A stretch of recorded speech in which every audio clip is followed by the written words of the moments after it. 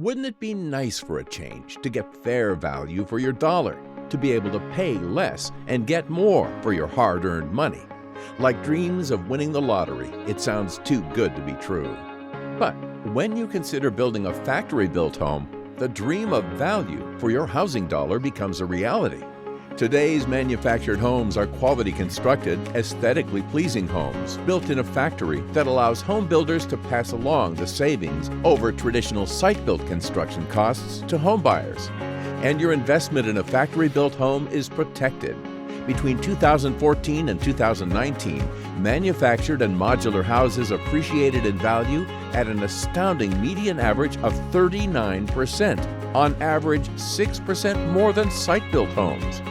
Not only do manufacture and modular homes appreciate in value, but they also cost substantially less than site-built homes. A 2020 report by Fannie Mae found that the average site-built home cost over $300,000, whereas a comparable new factory-built cost over $100,000 less.